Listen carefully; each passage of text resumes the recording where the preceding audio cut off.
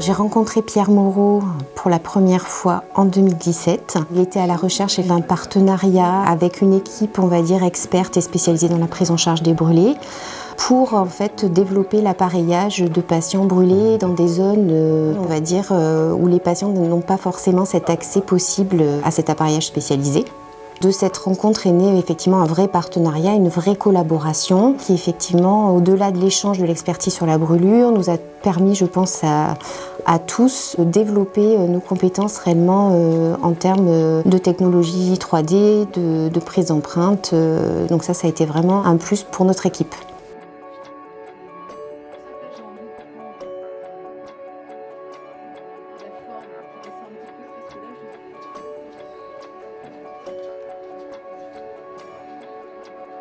Notre visite a une importance assez capitale.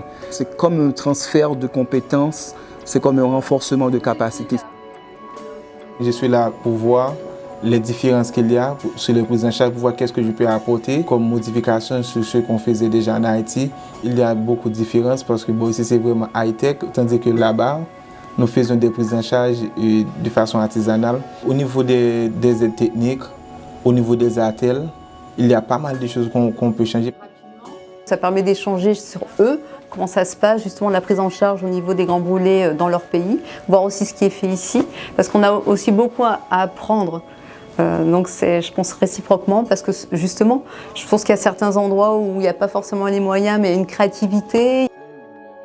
Il y a des choses qu'on ne va pas mettre en place tout de suite, mais on a des choses qu'on peut facilement mettre en place et qui aura un impact significatif dans le quotidien du patient.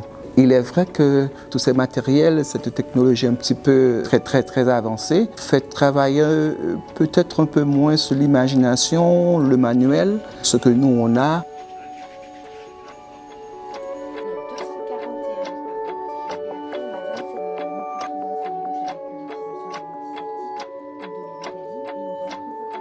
Alors le partenariat avec AMSF, ça a été d'abord un partage de compétences et participer ensemble à la prise en charge clinique de patients à distance, d'abord en Jordanie, maintenant à Haïti.